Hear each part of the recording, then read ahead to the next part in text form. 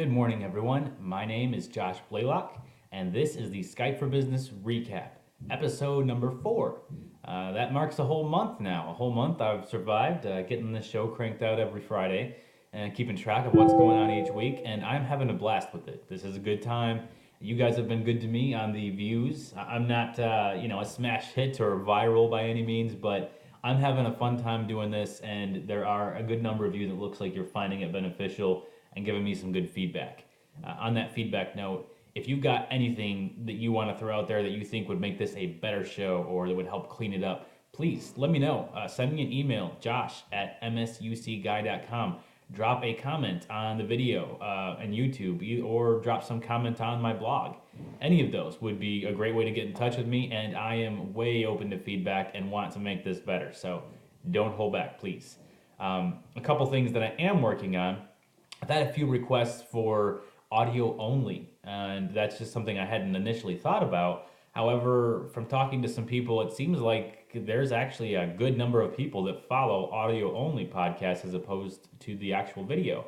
I'm not sure if that has to do with my ugly mug or what exactly that is, but heck, I don't care. If audio only is the way you want to consume the content, I'm good with that. So I'm looking into it. I've got a workflow that's starting to get fleshed out here. I've been talking to my colleague here, Todd Clint, SharePoint MVP that works for Rackspace, and he does a similar thing already with his podcast that has had a lot of success, especially on the audio side. So he's kind of giving me a few pointers and helping me out with that. Hopefully that'll be soon.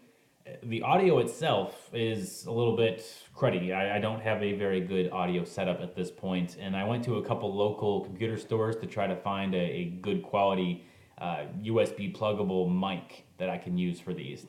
And I live in a small town, so the pickings were pretty slim. But I'm going to get online, check out a few sites, go to Amazon and places like that, see what I can find. And hopefully the next episode or two will have some cleaner, more crisp audio. In the meantime, sorry, thanks for sticking with me.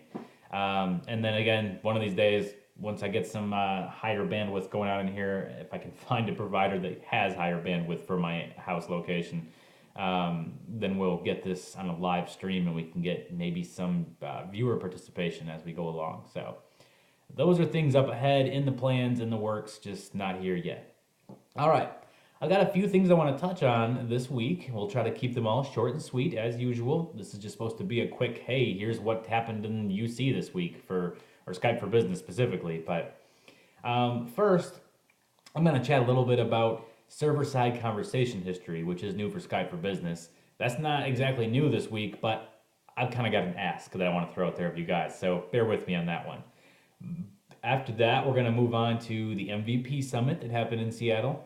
We're going to talk a little bit about the expansion of the Skype for Business Cloud PBX preview to include number porting, so that's cool. And then we're going to talk a little bit about the bandwidth calculator that Microsoft has updated and released for Skype for Business, and also see if we can roll a little bit of conversation about developments with the E5 licensing for Office 365. That's on our agenda. So now that I got that out there, let me start with my kind of shameless ask about the server-side conversation history. Now, the whole premise here is that people complained for quite a while with previous versions of the product that they would have an IM conversation on their mobile phone, and then they would have a conversation on their desktop, and then they would try to reference the conversation on the other device from the opposite device, and it wasn't there. The conversation history always stayed separate. Your desktop, you only saw your conversations from the desktop, and on your phone, you only saw conversations that happened on your phone. And that has been a pain point for a lot of people for a long time. And Microsoft, listened. They realized this was a valuable thing to have in place to be able to reference conversations from either UC endpoint. And so they implemented this in Skype for Business. However, I'm kind of in a situation right now where I'm evaluating I have a fresh build of Skype for Business for a customer. And they are running into an issue where they're using Android clients and they're not seeing this work. Now, I dug up an article from Martin Boehm, and he had mentioned Not only did he discuss what this was and talk about how to implement it and all that, but he also then said that he had no issues on the iPhone or on Windows Phone, except that he had to manually refresh, but that he never got it working on Android. So I tried to find similar instances of this out there on the web, and I just could not find anything from Microsoft or otherwise about whether the Android works or not. And when I say Android, I'm not talking about the Skype for Business preview app. I'm talking about the Link Server 2013 app. I am sure this will work in the Skype for Business preview app once it's not preview and released to the general public. But until we get there, I'm curious if anyone has server-side conversation history working on the Link 2013 app for Android. If you do, please let me know via, again, email, comment on the blog, comment on the YouTube video, any of those places. Twitter, holler at me and tell me about your experience. I'd love to hear it because I'm really trying to get this thing working here, and I've got an Android myself, so my testing is somewhat limited at the moment. I'm working on the collection of devices to do a little more thorough testing, but I'm just not quite there yet. All right, moving past that shameless request, let's dig into everything else I have on the agenda. MVP Summit in Seattle. It was a big week. All the MVPs from around the world flocked to Seattle. You saw travel stories and fun experiences and tales of drinking and awesome presentations, etc., across Twitter. And I follow a large number of MVPs, mostly from the Skype for Business community, but also Exchange, PowerShell, as you were. There's a lot of good guys out there with good content, and they had a lot to say from the summit this week. So it looks like you guys had a good time. I hope you did. I hope it was a blast. I hope it was productive and beneficial. And I hope you all had safe travels back home. There was one thing that I saw that I wanted to touch on, though, and made sure I call out. One person even tweeted that this stole the show at the MVP Summit. And this was the presentation by Matthew Landis, who is a MVP in this Skype for Business product. And he is the one, he and his company, I think it's Landis Computing or Landis Computers. I'm sorry, Matt, I need to look that up. But they have Attendant Pro. And now they've also released Call Recording Pro, which was codenamed, I want to say, Sifa Util Done Right. Is that right? I think I might have, I think I got that right, but anyway.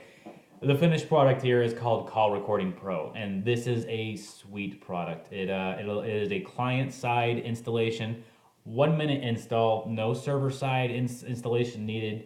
Allows you to record your calls locally. So this is amazing. It gives you a nice little. He put some on his blog post about it. He has some nice screenshots there that show you how to configure the tool. Quick installation. Cool features like the ability to record every call, meaning you don't have to click to record, or to do an on-demand style where you have a one-click recording. You can set up a policy to determine if users can stop recording and always record mode. You can deploy this via GPO or whatever other enterprise-wide mechanism you use for deploying software. It will record recording will auto-select the Skype for Business audio device. Easily listen to recordings locally using your standard Windows media player, and a few other things that he's put on there. A good blog post. Nicely done, Matt. This is very cool. It was very well received at the MVP Summit from everything I saw on Twitter, and I see good things in store for this. So it's been waited for, and it's done. Thank you, Matthew. Everybody go check that out. Next up, the expansion of the Skype for Business Cloud PBX preview includes number porting now. I got this email. I'm part of the Cloud PBX preview, and so I got this email from the team this week saying, hey, number porting is now available. Very, very, very cool. Essentially, you can go into the Skype for Business Admin Center, and you can start, you can put in a request to have your number ported over from whatever provider you're already at. Some obvious benefits here are not having to go through some major change where you've got to update all your contacts with what your new phone number is and hope that they update their contact, your stored contact information. You don't got to reissue business cards if you still have business cards. You don't got to go change out subject lines and update your company address book and all that stuff. You can keep your number and port it over to Office 365 and Cloud PBX. Very cool. And this is becoming more important as the E5 license is on the horizon. And I'll talk about that more in a minute. But Cloud PBX is shaping up to be a pretty nice solution for voice for customers that want to live in Office 365 and still have a decent voice solution. Again, no one is claiming that this is anywhere near ready for the Cloud PBX is any replacement to enterprise voice when it comes to response groups and all the other bells and whistles for enterprise voice that you get with on-prem, but it's a up and coming good solution so far. So next up, we've talked about number porting, conversation history. Let's mention the Skype for Business bandwidth calculator. I saw this mentioned by a good number of you out there on Twitter this week, and I was probably one of the late ones to retweet it, but I threw that out there as well. This is essentially, there was a Link 2013 bandwidth calculator. They updated it to be, a new one for Skype for Business and put the download out there. And it's pretty much an Excel spreadsheet. It's pretty basic. It's not any crazy tool you got to install, but a spreadsheet. There's a Word document that comes with it to tell you what's up and how to use it. You go in there and put in the necessary information about the build that you're planning, and it will help you plan out your WAN bandwidth requirements for Skype for Business. This is, planning properly is always super important to any deployment. However, if you're planning a very large deployment, a deployment where there's going to be a lot of audio, video, a lot of enterprise voice, or very geographically dispersed, you'll want to sit there and really vet out your bandwidth options and what you need. And this is a good place to start with that. So be sure to check that out if you're in the midst of planning something or you will be in the future, a big deployment. All right, last topic. Let's dig back into E5 like I mentioned earlier. For those of you that don't know, E5 is kind of replacing the E4 license, and it contains Cloud PBX. So Cloud PBX is going to be officially taking its stand on the stage and taking a bow, and everyone will cheer, and there will be much fanfare. And this is set to take place on December 1st. We weren't supposed to get pricing till then, but there has been several things I've seen both on Twitter and other avenues that I've heard about where pricing is starting to kind of be leaked. So while this is not official, and please don't quote me, I'm just going to repeat a tweet that I had retweeted from Kevin Keeler. I'm sorry, Kevin. At KKIELLER. That's his Twitter handle.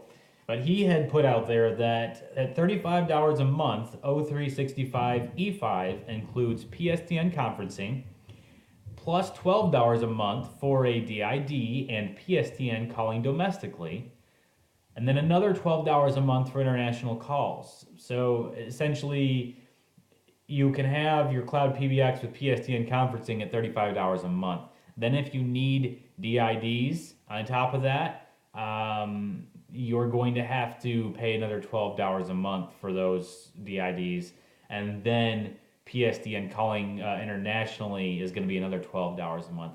These are preliminary numbers that are not official releases. I don't have an official link back to Microsoft's announcement or anything like that. So again, no quote, but these are some good numbers to start looking at, and I've seen these numbers repeated in a few different individual places. So I think this is what we're looking at. Yes, this pricing is quite a jump from E4, which was, I think, about $22 a month. However, this is quite a jump in functionality as well. This is kind of a new era dawning within Office 365, if you will. Very cool stuff and very exciting stuff.